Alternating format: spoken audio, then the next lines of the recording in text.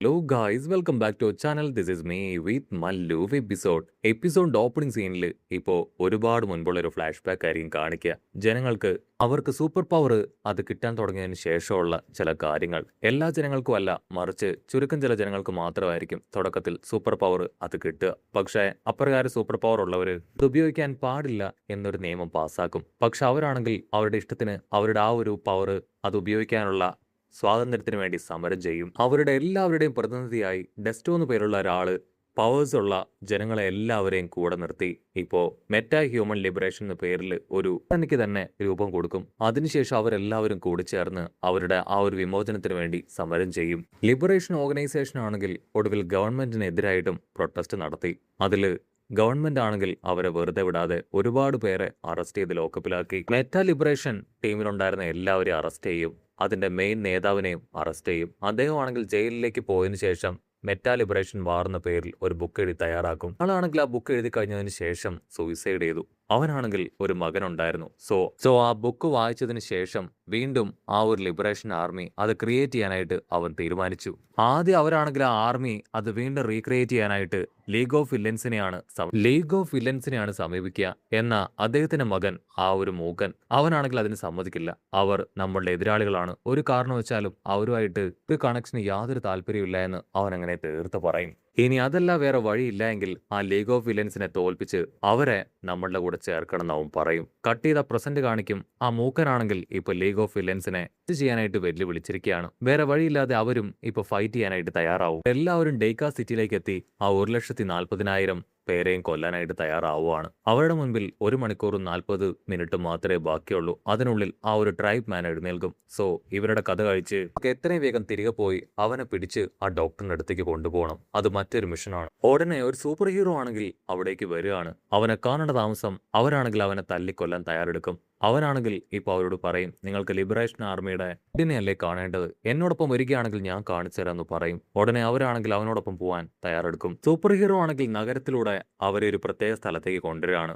ആ ഒരു ആർമിയിലുള്ള കുറച്ച് പേര് ഇപ്പൊ അവരുടെ അടുത്തേക്ക് വരും. അവരാണെങ്കിൽ ചുറ്റും നോക്കും, അവിടെ ഒന്നും ആരെയും കാണാനില്ല. ലിബറേഷൻ ആർമിയിൽ നിന്ന് വന്ന 2 പേരാണെങ്കിൽ ഇപ്പൊ ലീഗ് ഓഫ് വില്ലൻസിനോട് പറയും, ആക്ച്വലി ഇവിടെ എല്ലാം താമസിക്കുന്നത് ലിബറേഷൻ ആർമിയിലുള്ള ആൾക്കാരാണ്, അതുകൊണ്ടാണ് ഇവിടെ ഇപ്പൊ ആരെയും കാണാത്തത്. നിങ്ങളെ ഇപ്പൊ സ്വാഗതം ചെയ്യാൻ പോവാണ്, ഇവിടെ വലിയൊരു വെൽക്കം പാർട്ടി അതാണ് നടക്കാൻ പോകുന്നതെന്ന് പറയും. അവർക്കാണെങ്കിൽ ഒന്നും മനസ്സിലാവില്ല, അവർ കൺഫ്യൂസ്ഡ് ആവും. അടുത്ത നിമിഷം ലീഗ് ഓഫ് വില്ലൻസ് ആണെങ്കിൽ അറ്റാക്ക് ചെയ്യാനായിട്ട് ഒരുങ്ങും. ഉടനെ ആ ഒരു ടീമിലുള്ള ഒരുപാട് പേര് അവിടേക്ക് വരികയാണ്. അവരാണെങ്കിൽ ആ ബ്രോക്കറിനെ കുറിച്ച് ചോദിക്കും. പിന്നെ ലിബറേഷൻ ആർമിയിലുള്ള ആൾക്കാർ പറയും, അവനുള്ളത് ഞങ്ങളുടെ കമാൻഡറിന്റെ അടുത്താണ്. ലീഗ് ഓഫ് വില്ലൻസിനാണെങ്കിൽ ഏകദേശം കാര്യം മനസ്സിലാവും, അവർ ചീറ്റ് ചെയ്യപ്പെട്ടെന്ന്. അതുകൊണ്ട് തന്നെ അവരാണെങ്കിൽ ഇപ്പൊ പൊരിഞ്ഞ പോരാട്ടം.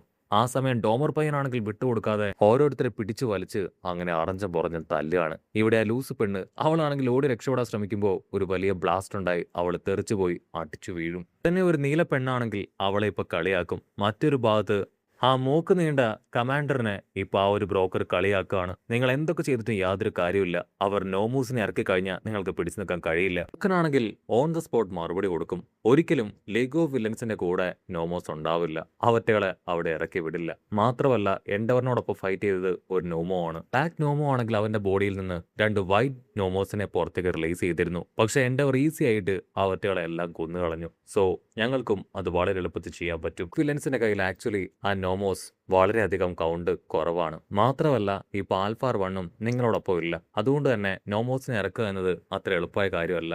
അങ്ങനെ സീൻ കട്ട് ചെയ്ത ഇവിടെ ഫൈറ്റ് ആണെങ്കിൽ വേറെ ലെവലിൽ പോവാണ്. ലീഗ് ഓഫ് വില്ലൻസിനെ ഏകദേശം ഇപ്പൊ അവര് തല്ലി കൊന്നുകൊണ്ടിരിക്കുകയാണ്. ഇവിടെ നീലപ്പെണ്ണാണെങ്കിൽ ആ ലൂസ് പെണ്ണിനെ കളിയാക്കിക്കൊണ്ടേയിരിക്കും. അതിനുശേഷം ഇന്റർവ്യൂ എടുക്കുന്നത് പോലെ അവളോട് സംസാരിക്കുകയാണ്. അതിൽ കൺട്രോൾ പോയ അവളാണെങ്കിൽ ഒരു കത്തിയെടുത്ത് ഇപ്പൊ ആ നീലപ്പെണ്ണിനെ നേരെ ചാടും. അവളാണെങ്കിൽ ജസ്റ്റ് മിസ്സിനെ തെന്നി മാറും. അതിനുശേഷം വലിയൊരു പൊട്ടിത്തെറി ഉണ്ടാക്കുകയാണ്. ലൂസ് പെണ്ണ് അവൾ ആ പൊട്ടിത്തെറിയിൽ പെട്ടുപോവാതെ എങ്ങനെയൊക്കെയോ താഴേക്ക് അങ്ങനെ അടിച്ചു വീഴും. അത് കണ്ട് അവൾ വീണ്ടും നിർത്താതെ ചിരിക്കും. പെൺകുട്ടിയുടെ പേര് ചീട്ടു എന്നാണ്. അവൾ എവിടെയെങ്കിലും ടച്ച് ചെയ്താൽ അവിടെ ഓൺ ദ സ്പോട്ടിൽ പൊട്ടിത്തെറി ഉണ്ടാവും. അതാണ് അവളുടെ സ്പെഷ്യൽ പവർ.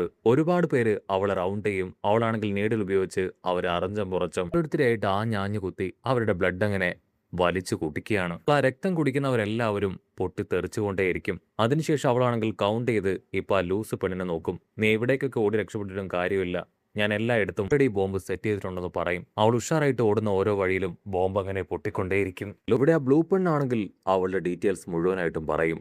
ഡോഗ ഫാമിലിയിലെ എൽഡർ ആയിട്ടുള്ള പെൺകുട്ടി ഞാനാണ്. ഞാൻ ജനിച്ചത് ആഗസ്റ്റ് 17-നാണ്. എനിക്കിപ്പോൾ 17 വയസ്സുണ്ട്. സ്കൂൾ ആനുവൽ ഡേയുടെ അന്ന് ഞാൻ നൈസായിട്ട് മുങ്ങി എന്നെ കാണാതായി. ആ നീലപ്പെണ്ണാണെങ്കിൽ അവൾ തടിച്ച് താഴെയിട്ട ആ ഒരു ലൂസ് പെണ്ണിന്റെ അടുത്തേക്ക് വരും. നീ എന്തുകൊണ്ടാണ് ഈ ടീമിലേക്ക് വരാൻ കാരണം?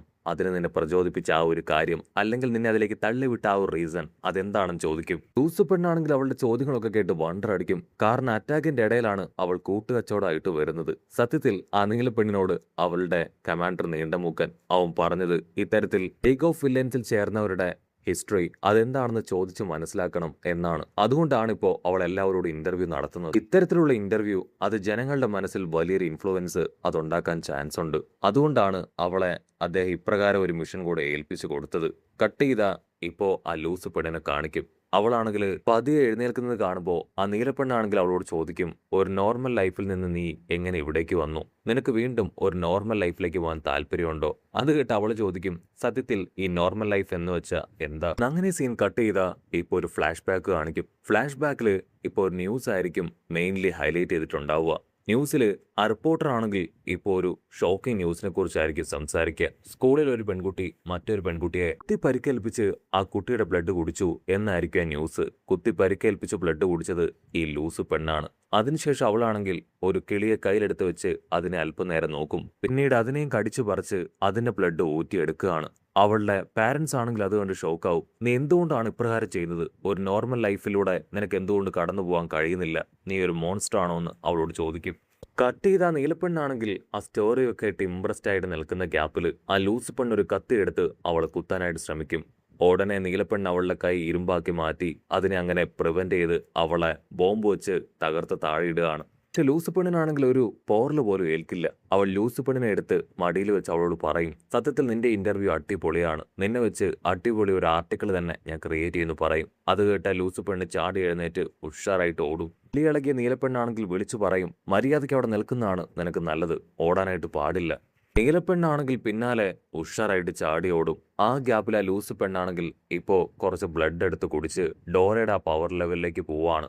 അവളുടെ ആഗ്രഹം മുഴുവനായിട്ടും ഡോറയുടെ പവർ അബ്സോർബ് ചെയ്തെടുക്കുക എന്നതാണ്. ഇതുവരെ അവളെ കൊണ്ട് അതിന് കഴിഞ്ഞിട്ടില്ല. പക്ഷെ ഒരു പരിധി വരെ അവളിപ്പോൾ ഡോറയെ പോലായി മാറി എല്ലാവരെയും ടച്ച് ചെയ്ത് മുകളിലേക്ക് പറത്തിക്കളയും. അതിനുശേഷം അവരെ താഴെയിട്ട് അവൾ കൊന്നുകളയുകയാണ്. കട്ട് ചെയ്ത ഇവിടെ ഡാവി പയ്യനാണെങ്കിൽ അവനെ കൊണ്ട് പറ്റും പോലെ ഓരോരുത്തരെ തല്ലിക്കൊല്ലും. മറ്റൊരു ഭാഗത്ത് സൈക്കോ അവന്റെ പവർ ഉപയോഗിച്ച് ബാക്കിയുള്ളവരെ പ്രിവെന്റ് ചെയ്യും. ഏടായി ഇപ്പോൾ ഒരു കബോർഡിന്റെ ഉള്ളിൽ കയറി ഒളിച്ചിരിക്കുകയാണ്. അതേസമയം ഡോബർ പയ്യൻ അവൻ ഒരുപാട് പേരോട് കൂടെ ഫൈറ്റ് ചെയ്ത് ഇപ്പൊ തളർന്ന് കുഴഞ്ഞു നിൽക്കുകയാണ്. ആ സമയം മറ്റു ആൾക്കാർ വന്ന് അവനെ അറ്റാക്ക് ചെയ്യാനായിട്ട് തുടങ്ങും. ഒരു സെക്കൻഡ് അവന്റെ അമ്മയായിട്ടുള്ള ഫ്ലാഷ് ബാക്ക് അത് ആലോചിച്ച് അവരെല്ലാം അടിച്ചു തെറിപ്പിക്കും. എല്ലാവരെയും അടിച്ചു തെറിപ്പിച്ച് അവന്റെ മുന്നിലേക്ക് ഒരു ഐസ്മാൻ വന്ന് നിൽക്കുകയാണ്. അത് കണ്ട് അവൻ ടെററായിട്ട് ആ ഐസ്മാനെ നോക്കും. ഇവന്റെ പവർ ഫയർ, ഓപ്പോസിറ്റ് ഉള്ളവന്റെ പവർ ഐസ്. അവൻ ഐസ് വെച്ചും ഇവൻ ഫയർ വെച്ചും പരസ്പരം അങ്ങോട്ടേക്ക് ഇങ്ങോട്ടേക്ക് ആഞ്ഞടിക്കും. ഇവിടെ ട്വൈസ് ആണെങ്കിൽ ലൂസ് പെണ്ണിനെ കണ്ടുപിടിക്കും. അവളുടെ അവസ്ഥ കണ്ട് അവനാണെങ്കിൽ പൊട്ടിക്കരഞ്ഞ് അവളെങ്ങനെ ചേർത്ത് പിടിക്കുകയാണ്. ആ സമയം ഒരു കൂട്ടം ആൾക്കാർ അവരെ റൗണ്ട് ചെയ്യും. ഇപ്പൊ ക്യാമറ അങ്ങനെ സൂം ഔട്ട് ചെയ്ത ടൊമാറ്റോ എന്ന് പേരുള്ള ഒരാളെ കാണിക്കും. അവനാണെങ്കിൽ ലാപ്ടോപ്പിലൂടെ ഇപ്പൊ അവനെ നോക്കിക്കൊണ്ടിരിക്കുകയാണ്. അവനെ കൊണ്ട് ആരെ വേണമെങ്കിലും എപ്പോ വേണമെങ്കിലും സിസ്റ്റത്തിന്റെ സഹായത്താൽ മാനിപ്പുലേറ്റ് ചെയ്യാനും ചേഞ്ച് ചെയ്യാനും സാധിക്കും. അവനാണെങ്കിൽ ആ ഒരു സിസ്റ്റം ഉപയോഗിച്ച് ട്വൈസിനെ അറ്റാക്ക് ചെയ്യുന്നതോട് കൂടെ ഈ ഒരു എപ്പിസോഡും അവസാനിക്കുന്നു.